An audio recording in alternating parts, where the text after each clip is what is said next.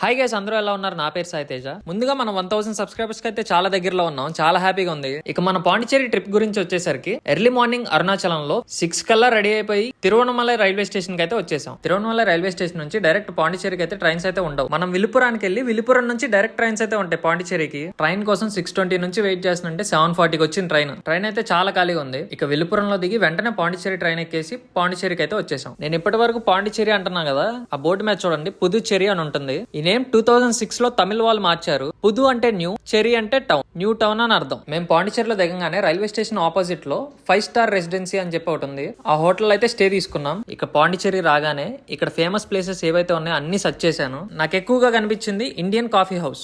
ఇక్కడే మేము బ్రేక్ఫాస్ట్ అయితే కంప్లీట్ చేసుకున్నాం. పాండిచేరిలో ఎటు చూసినా షాపింగ్ ఉంటుంది. ఎక్కువగా లేడీస్ అయితే ఉన్నాయి. మేము నెక్స్ట్ విజిట్ చేసిన ప్లేస్ అయితే white town and French colony. White town కి వెళ్లేదారిలో వినాయకుడు టెంపుల్ ఉంటుంది, చూడండి చాలా బాగుంటుంది. వెళ్లేదారిలో మీకు మ్యూజియం కూడా తగులుతుంది. కాకపోతే మేము వెళ్ళిన సాటర్డే కాబట్టి మ్యూజియం అయితే క్లోజ్ లో ఉంది. ఈసారి మీరు వెళ్ళినప్పుడు చూడడానికి ట్రై చేయండి. ఇక మనం నెక్స్ట్ చూడబోయే ప్లేస్ భారతి పార్క్. మీరు ఫ్రెంచ్ కాలనీలో చాలా ఫొటోస్ అయితే దిగొచ్చు, ఎందుకంటే బ్యాక్గ్రౌండ్స్ చాలా బాగుంటాయి. ఆ ఫ్లవర్స్ గానీ, ఆ రెస్టారెంట్స్ గానీ అన్ని ఫారెన్ వైబ్స్ ఇస్తాయి. ఇక్కడికి టూరిస్టులు కూడా చాలా మంది వస్తూ ఉంటారు. అంతేకాకుండా వెడ్డింగ్ షూట్లు కూడా చేస్తూ ఉంటారు. మేము వెళ్ళినప్పుడు ఒక వెడ్డింగ్ షూట్ నడుస్తుంది కేఫ్ దగ్గర. వాళ్ళు తిరుపతి నుంచి వచ్చారంట. వాళ్ళ టీం మొత్తం ఉంది అక్కడ. కేఫ్ లో అయితే చాలా పాష్ గా ఉంటాయి. టెంప్టై లోపలికి వెళ్ళారో జోబులన్నీ ఖాళీ అయిపోతాయి, ఎందుకంటే చాలా హై కాస్ట్ ఉంటాయి. ఇదే సెల్ఫీ మ్యూజియం. మీరు ఒక్కొక్క బిల్డింగ్ చూసినట్లయితే మొత్తం ఒకే కలర్ ఉంటుంది. జస్ట్ అవుట్ లైన్స్ మాత్రం హైలైట్ చేసి పెడతారు. కొన్ని కేఫ్ల దగ్గర మాత్రం వాల్స్ కి డిజైన్ వేస్తా ఉంటారు. ఫ్రెంచ్ కాలనీలో కూడా రూమ్స్ అయితే అవైలబుల్ ఉంటాయి, కానీ కాస్ట్ మాత్రం బాగుంటుంది. మీరు ఎఫర్ట్ చేయగలనుకుంటే తీసుకోవచ్చు, no problem. White town French కాలనీలో మీరు చూడాల్సిన ఏమి ఉండవు, మొత్తం బిల్డింగ్స్ ఉంటాయి. మీరు ఫొటోస్ దిగడానికి మాత్రం బాగుంటుంది. ఇంకా అలా ఫ్రెంచ్ కాలనీ మొత్తం చూసుకుంటూ రాక్ బీచ్ కి అయితే వచ్చేసాం. ఇక్కడ ఓషన్ మొత్తం కలిసే ఉంటుంది, కానీ